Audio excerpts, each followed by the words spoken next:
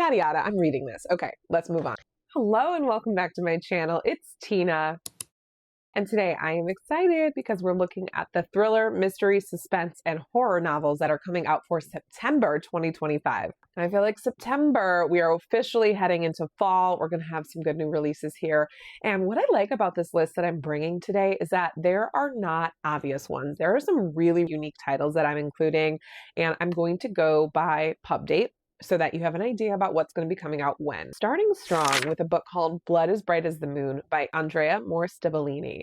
And the short synopsis for this was enough for me. It's about a vampire who is desperately torn between two worlds, who gets hunted down by a secret society that is bent on his destruction. It is an unsettling queer gothic horror novel for fans of T. Kingfisher and Silvia Moreno Garcia.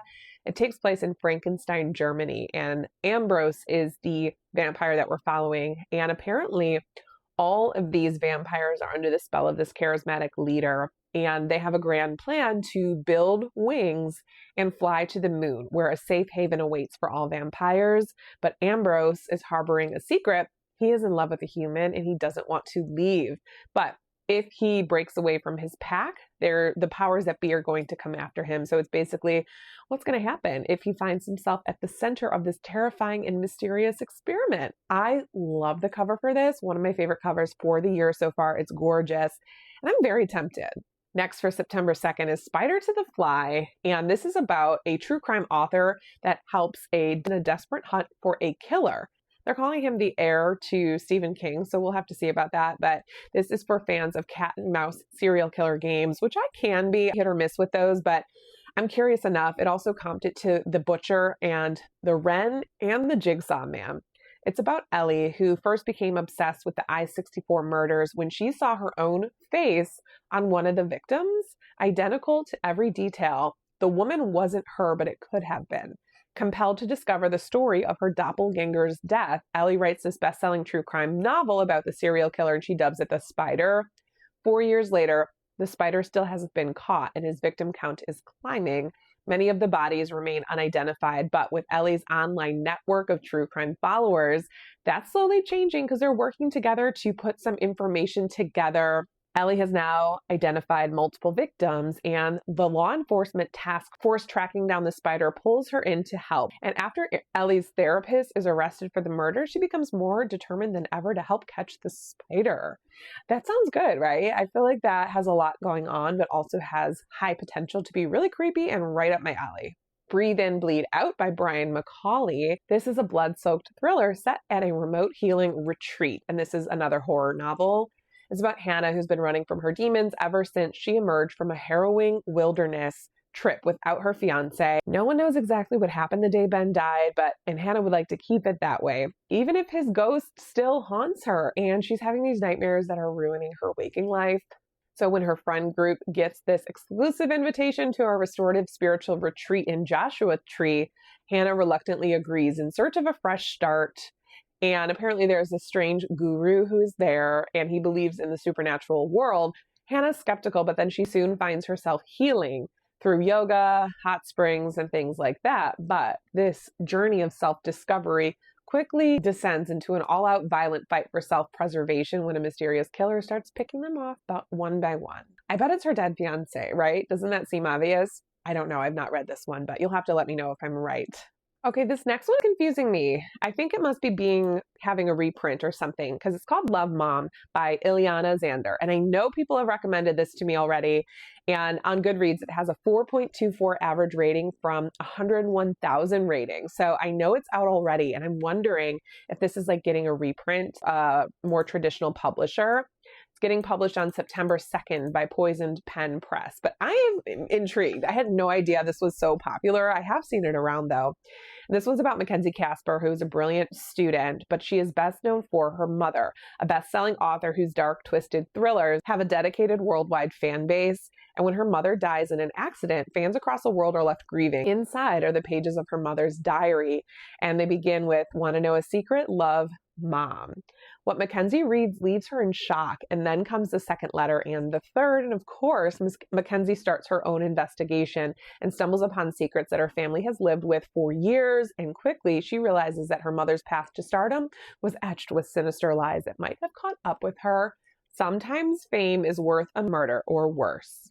And soon Mackenzie will find out that there are worse things than murder. I am excited to try this one. I know, like I said, some folks have recommended it to me, and I also do love authors behaving badly. Next, we've got September 9th, and we're opening with a new Dan Brown book. I guess he's back. It's called The Secret of Secrets. I don't love that title, but this is apparently his most stunning novel yet. It's a propulsive, twisty, thought-provoking masterpiece that will entertain readers as only Dan Brown can do. Robert Langdon is back. Did you guys read those books, The Angels and Demons? I did, and The Da Vinci Code. I did, and I loved them. Like, I ate them up back in the day. So let's see what Robert's been up to. He is traveling to Prague to attend a groundbreaking lecture by a prominent scientist with whom he has recently begun a relationship. The scientist, named Catherine, is on the verge of publishing an explosive book that contains discoveries about the nature of human consciousness and threatens to disrupt centuries of established belief. But a murder catapults the trip into chaos, and Catherine suddenly disappears along with her manuscript, and Langdon finds himself targeted by a powerful organization and hunted by a chilling assailant sprung from Prague's most ancient mythology. And this follows him from New York to London, and he is desperately searching for this woman and for answers. I'm curious.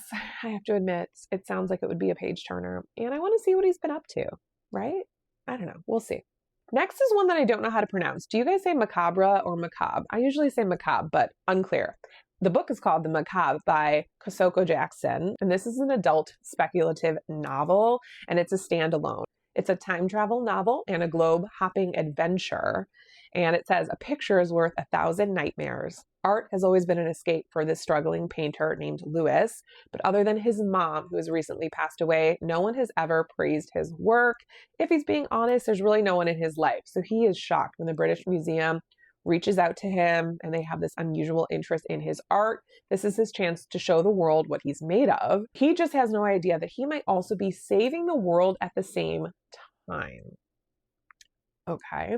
Because he has not been invited to participate in a curated show, but it's a test to see if the fugue-like exhilaration he experiences when painting is magic. You know, this one doesn't sound like me, but also, like I said earlier, there are a lot of unique plots in this video. Next is written by an author that I know I've seen a lot from, but I've actually never read her.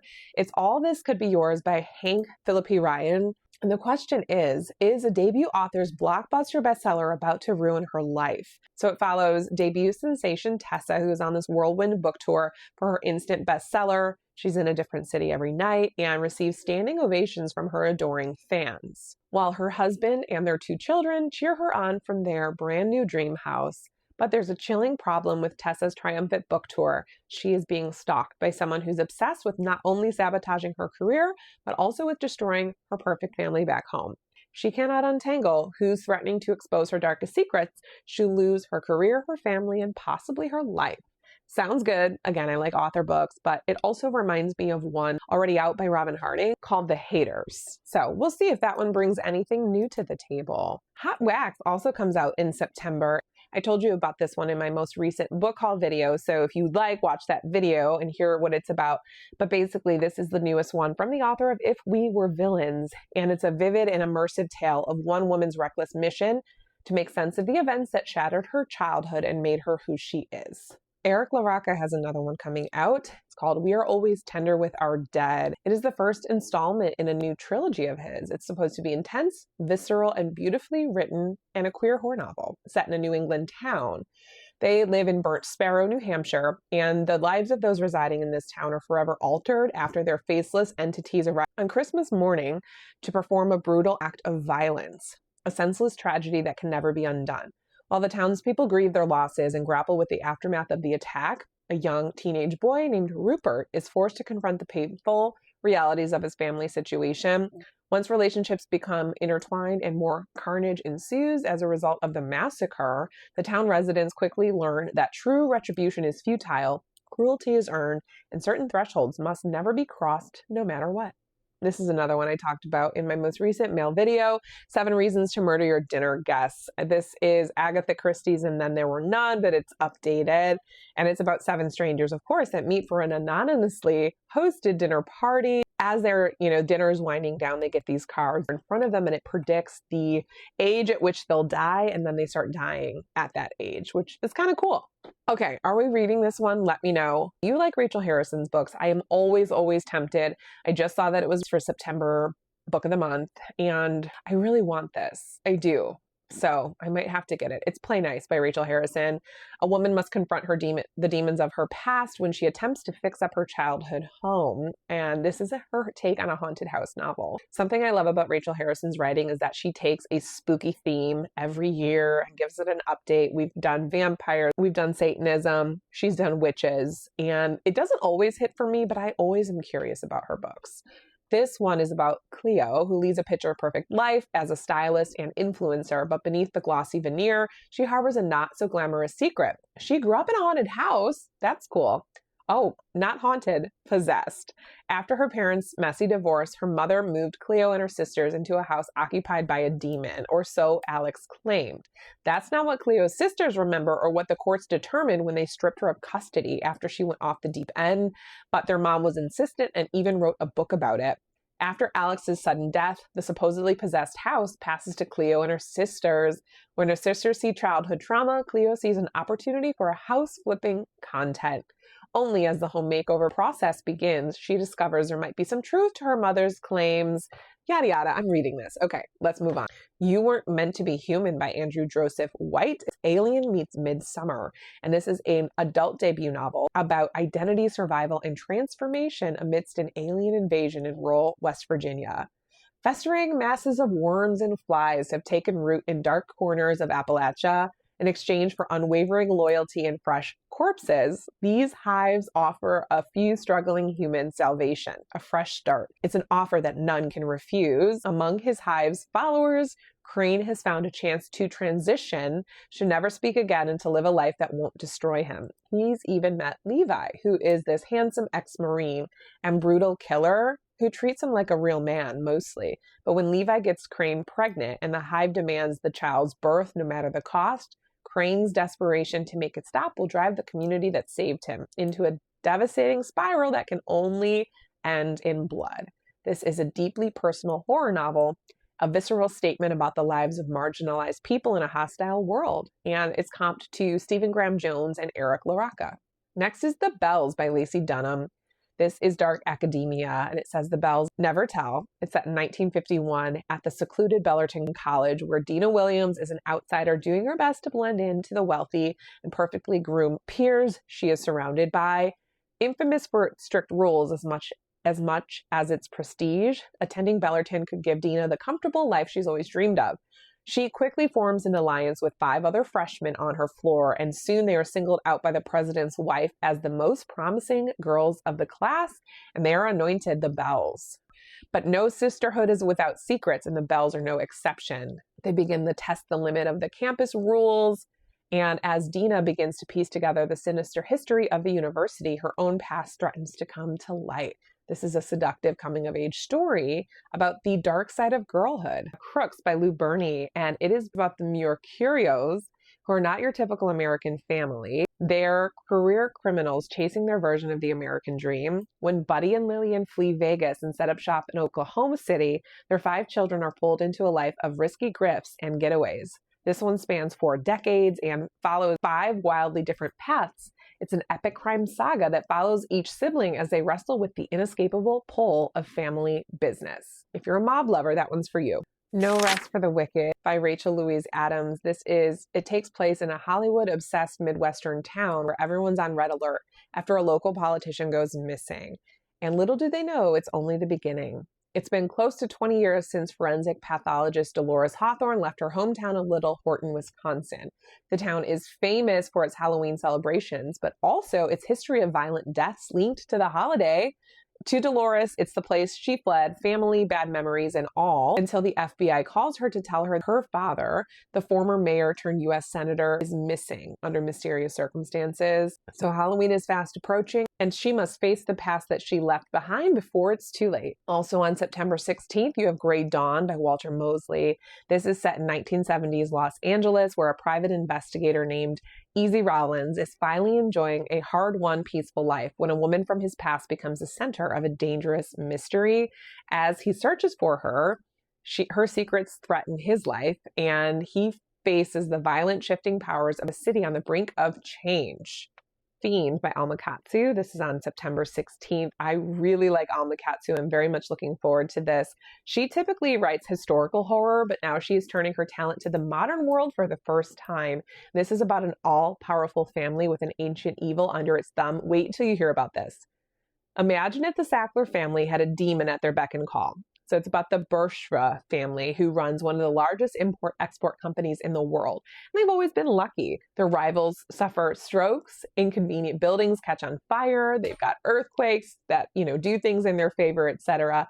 And they are blessed. But the three children know their place in the family. When things stop going as planned, and the family blessing starts looking more like a curse, they begin to splinter, each hatching their own secret scheme. They didn't get to be one of the richest families in the world without spilling a little blood, but this time it might be their own. Yes, I want that one. The Wasp Trap by Mark Edwards is about 6 friends who reunite in London to celebrate the life of their recently deceased ex-employer, a professor that brought them together in 1999 to help build a dating website based on psychological testing. But what is meant to be a bittersweet night of nostalgia soon becomes a twisted and deadly game. When the old friends find themselves held at gunpoint, they are given an ultimatum: reveal their darkest secrets to the group or pick each other off one by one. And it soon becomes clear that their current predicament is related to their shared past. The love questionnaire that they helped develop in 1999 for this dating website was also turned into a tool for weeding out the wasp trap. This and other tragic events of that summer long ago might help reveal the truth behind a killer hiding in plain sight. Yep, I am going to read that one. Thank you. On September 23rd, you have Spread Me by Sarah Gailey. This is a darkly seductive tale of survival after a routine probe at a research station turns deadly when the team discovers a strange specimen in search of a warm place to stay. So there's this thing that they discover at a research colony, and it sounds like it infects one of them. Because the team, they discover it and they realize the thing they're studying is in search of a new host, and one of them is the perfect candidate. Gross. There is a new Thursday Murder Club book. It's called The Impossible Fortune, and you're following Joyce, Elizabeth, Ron, and Ibrahim, who are back, and a dangerous new case has landed in their laps. With a mysterious guest, a deadly code, and a villain who won't back down, the gang must solve the mystery and stop a murder before time runs out. Apparently, there are satisfying red herrings in this one and a well-constructed puzzle. So have you read the Thursday Murder Club books? I have not, and I feel like I wouldn't like them, but I could be talked into it if you think that's something I'd like. September 30th, you have The Librarians by Sherry Thomas. This is a delicious murder mystery, which is a must-read for any library lover. Murder disrupts 4 quirky librarians' lives when they try to hide among books to keep their secrets. Says sometimes a workplace isn't just a workplace, but a place of safety, understanding, and acceptance. And sometimes murder threatens the sanctity of that beloved refuge. In the leafy suburbs of Austin, Texas, a small branch library welcomes the public every day of the week. But patrons who love the helpful, unobtrusive staff and leave brave reviews on Yelp don't always recognize that librarians are human too. Hazel flees halfway across the world for what she hopes will be a new beginning. Jonathan, a 6'4" former college football player, has never fit in anywhere else. Astrid tries to forget her heartbreak by immersing herself in her work, but the man who ghosted her 6 months ago is back and promises trouble. Finally, Sophie, who has the most to lose, maintains a careful and respectful distance from her coworkers, but soon that won't be enough because 2 patrons turn up dead at the library's inaugural murder mystery themed game.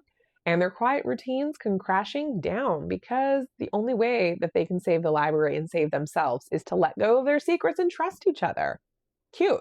The Autumn Springs Retirement Massacre by Philip Fracassi. This one I know is going to be bloody. It's about Rose Du Bois. And I've talked about this one before too, so I won't stay here long, but she's in her 70s, living out her golden years at this retirement home. But when one of her friends dies alone in her apartment, she starts to notice that other people are dying and that it doesn't look like it's by accident or due to natural causes. That is it for this month. Which one's standing out to you? I'm definitely adding The Wasp Trap. I definitely want the Rachel Harrison, and I want The Fiend by Alma Katsu. But I'll probably read some others, let's be honest. Thank you as always for being here and for watching my videos. Don't forget to like this video and subscribe to my channel if you haven't already. It helps me get out to new thriller lovers, and I will see you in my next video. Bye! You got another Freida McFadden. This one is called The Intruder. Oh no, that's October. Okay, bye.